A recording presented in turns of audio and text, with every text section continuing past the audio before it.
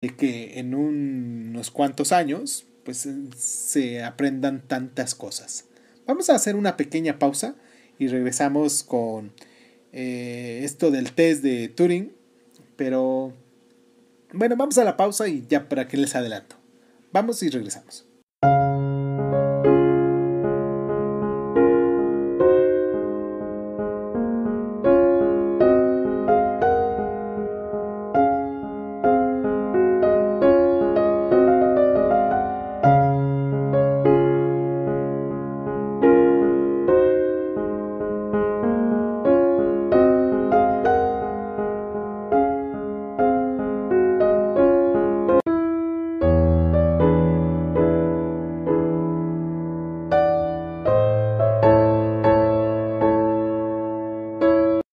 Podríamos diseñar máquinas que fueran creativas. La creatividad suele significar la elaboración de ideas y objetar que son tanto novedosos como útiles. También es controvertida la idea de que fuera posible construir máquinas inteligentes desde los puntos de vista social y emocional. Para definir completamente estas funciones, una máquina debería de ser capaz de leer o detectar las emociones que manifiesta una persona o incluso otra máquina, y después reaccionar apropiadamente a dichas emociones.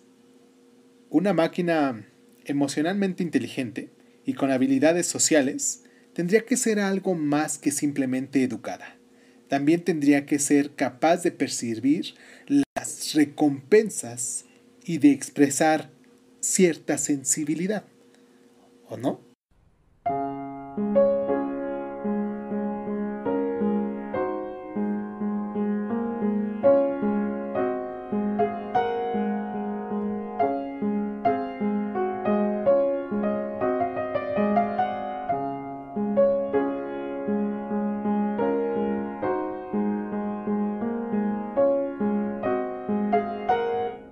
En 1950, el matemático inglés Alan Turing propuso un paradigma de gran sencillez.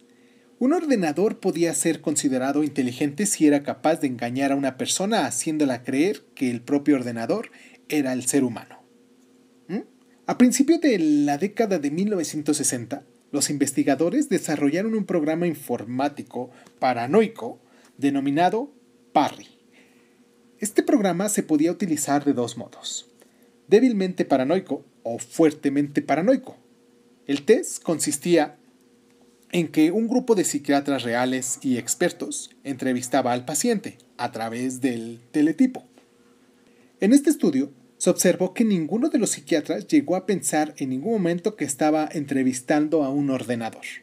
Más interesante es el estudio en el que a un grupo de psiquiatras se les remitieron las transcripciones de varias entrevistas con pacientes paranoicos, algunas de las cuales eran reales mientras que otras habían sido generadas por el ordenador.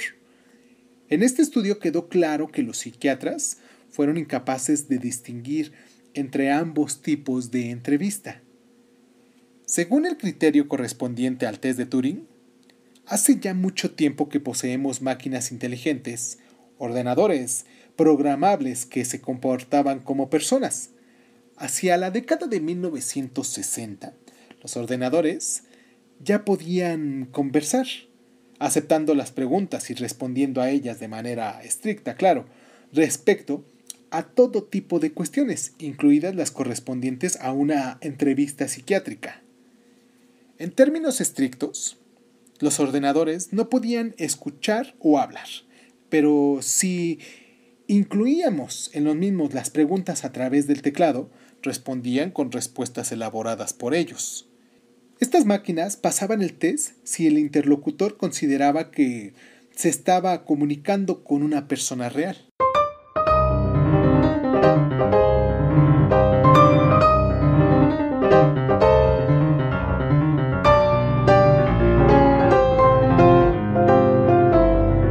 La pregunta a la que queremos responder es la siguiente: ¿puede pensar un ordenador?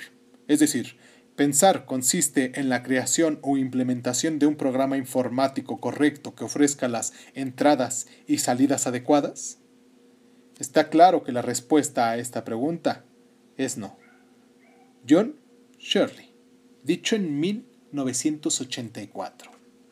Los críticos han desarrollado el hecho de que los grupos que han estado tradicionalmente más interesados en la inteligencia artificial han sido las agencias relacionadas con la defensa nacional y las grandes compañías, especialmente las informáticas. ¿Quiere eso decir que tenemos que considerar la posible ética de la inteligencia artificial? Ciertamente cualquier avance científico tiene consecuencias sociales. Todos lo sabemos. El conocimiento es poder, y ese poder es a menudo neutro y se puede aplicar de diferentes formas. Así, tenemos el poder nuclear y también las armas nucleares. En el momento presente, tanto los criminales como los profesionales de la prevención de los delitos pueden utilizar exactamente los mismos equipos para adquirir y procesar estos datos.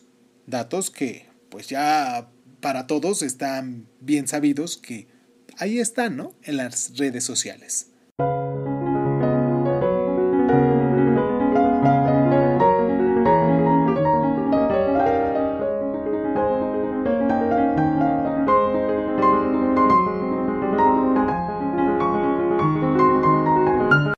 La cuestión real no estriba en si las máquinas pueden pensar, sino en si realmente piensan las personas.